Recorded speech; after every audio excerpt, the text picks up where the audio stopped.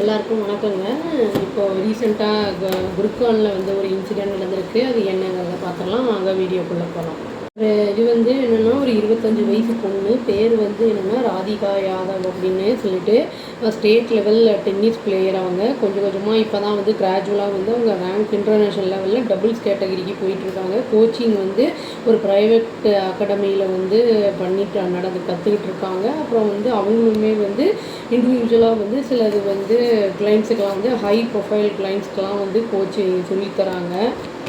அவங்க அப்பா வந்து 54 வயசு ஆகுது. தீபக் யாதவ் அப்படின்னு சொல்லிட்டு அவர் பேர். 54 வயசு.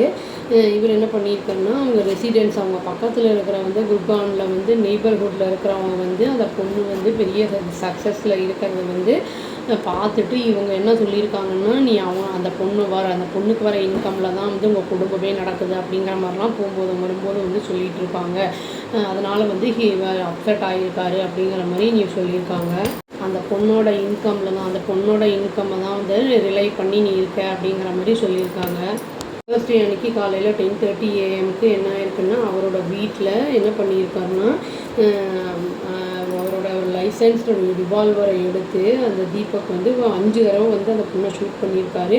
அதில் வந்து 3 வந்து ராதிகாவை வந்து தொலைச்சி அது வந்து அந்த பொண்ணு செத்து போச்சு. அந்த டைமில் வந்து அவங்க அம்மாவுக்கு அன்ஃபார்ச்சுனேட்டாக என்ன ஆயிருக்குன்னா, ஃபீவர் இருந்ததுனால இன்னொரு ரூமில் வந்து அவங்க அம்மா ரெஸ்ட் எடுத்துகிட்டு இருந்திருக்காங்க. போலீஸ் இன்னொரு விஷயம் என்ன சொல்கிறாங்கன்னா, அவங்களுக்கு வந்து ப்ரைவேட் ஹாஸ்பிட்டல்லேருந்து ஃபோன் வருது 11:30க்கு. அதாவது அதே நாளில் 10:30க்கு இறந்துருச்சு அந்த பொண்ணு. 11:30க்கு ஃபோன் வருது, ஒரு யங் உமன் வந்து இறந்துட்டாங்க, புல்லட் இன்ஜுரிஸ் இருக்குது அப்படின்னு சொல்லிட்டு. ஏன்னா இந்த மாதிரிலாம் இருந்தால் போலீஸ் கேஸ் ஆகிடும் இல்லையோ, அதனால் வந்து இம்மீடியட்டாக வந்து போலீஸ் வந்து அந்த இடத்துக்கு போகிறாங்க. பார்த்தா வந்து அங்கே அந்த பொண்ணோட அங்கிள் குல்தீப் இருக்கார். அவங்க வந்து க்ரைம் சீனை போய் வந்து அந்த இடம் எங்கே நடந்தது அப்படிங்கிறத போய் பார்க்குறாங்க. அப்போ அந்த வீட்டில் அவங்க பார்க்கும்போது அவங்க ஃபாதர் இருக்கார். அந்த ஃபாதர் என்ன சொல்கிறாரு அப்படின்னா வந்து, நான் வந்து ஷூட் பண்ணேன், என்னோடய பொண்ணை தான் நான் வந்து சுட்டேன், நான் வந்து இன்டர்நேஷ்னல் டென்னிஸ் பிளேயரை வந்து நான் சுடலை அப்படின்னு வந்து அவர் சொல்லியிருக்காரு.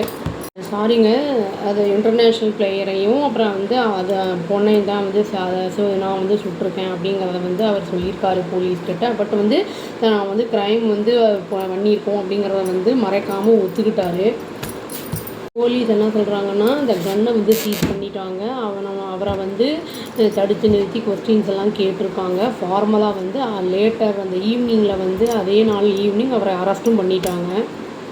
எஃப்ஐஆரும் அவர் மேலே வந்து கேஸ் வந்து மர்டர் வந்து பண்ணதுக்கு கேஸ் ரெஜிஸ்டர் பண்ணப்பட்டிருக்கு. அதான் செக்டார் 56 அப்படிங்கிற இதில் போலீஸ் ஸ்டேஷன் இதில் போஸ்ட்மார்ட்டம் ரிப்போர்ட் வந்து வரணும்னு வெயிட் பண்ணிகிட்ருக்காங்க போலீஸு.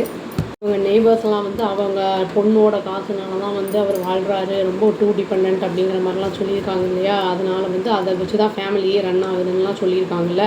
அந்த ரிமார்க்ஸ் எல்லாம் வச்சு இவர் என்ன பண்ணியிருக்காருன்னா வந்து, தன்னோட பொண்ணுக்கிட்ட சொல்லியிருக்காரு, பல தடவை சொல்லியிருக்காராம் முன்னாடியே, இந்த இடத்துல வந்து இந்த அகாடமியில் ஒர்க் பண்ணாத அப்படின்னு. பட் அந்த பொண்ணு வந்து கேட்கல. அது ஒரு பேஷனாக இருந்திருக்கு அந்த பொண்ணுக்கு. அதை வந்து இவருக்கு வந்து அக்செப்ட் பண்ணிக்க முடியல. அவங்க அப்பா வந்து நிறைய சம்பாத்தியம் எல்லாம் பண்ணி வச்சுருக்காரு. இன்கம் அந்த ரெண்ட்டு, அப்புறம் வந்து நிறைய வந்து குட்டி குட்டி ப்ராப்பர்ட்டிஸ் எல்லாம் வந்து ஓனாகவே பண்ணி வச்சுருக்காரு அப்படிங்கிறதையும் வந்து சொல்லியிருக்காங்க. இன்னும் வந்து 2000 பிறந்திருக்கு. மார்ச் 23 இந்த ராதிகா. இந்த காம்படிட் பண்ணியிருக்கு நிறைய நேஷ்னல் இன்டர்நேஷ்னல் டோர்னமெண்ட்ஸ் எல்லாத்துலேயும் அச்சீவ் பண்ணியிருக்கு இந்த பொண்ணு. கரியர் பேஸ்ட் ரேங்கிங் அப்படிங்கிறது வந்து 75 வந்து இன் கேர்ள்ஸ் அண்டர் 18, அப்புறம் வந்து 53 வந்து உமன்ஸ் டபுள்ஸில், அப்புறம் 35 இன் உமன்ஸ் சிங்கிள்ஸில் அப்படிங்கிறது வந்து பல விதங்களில் வந்து அச்சீவ்மெண்ட் பண்ணியிருக்கு. இந்த பொண்ணு வந்து ஆக்டிவாக இருந்திருக்காங்க. எதுலன்னா இன்டர்நேஷ்னல் டென்னிஸ் ஃபெடரேஷன் சர்க்கியூட்டில் வந்து ரொம்ப வந்து ஆக்டிவாக இருந்திருக்காங்க. இவங்க வந்து எந்த ரேங்க்கில் இருந்திருக்காங்கன்னா 113 அப்படிங்கிற அந்த இதில் வந்து ரேங்கிங்கில் இருந்திருக்காங்க. அதாவது திரும்பி வரும்போது ராதிகாவோட வீட்டில் வந்து என்ன பண்ணியிருக்காங்கன்னா, நிறைய பொண்ணுங்க வந்திருக்காங்க. அந்த நிறைய பேருக்கு இவங்க கோச்சிங்லாம் கொடுத்துருக்காங்க இல்லையா, அவங்கெல்லாம் கண்டோலன்ஸை வந்து ட்ரிபியூட்டை வந்து பே பண்ணுறதுக்காக, கண்டோலன்ஸை தெரிவிக்கிறதுக்காக அவங்க வீட்டுக்கு வந்திருக்காங்க. அந்த டைமில் வந்து அவங்க அம்மாவும் அங்கிள் குல்தீப், அதாவது தீபக்கோட யங்கர் பிரதரும் வந்து இருந்திருக்காங்க.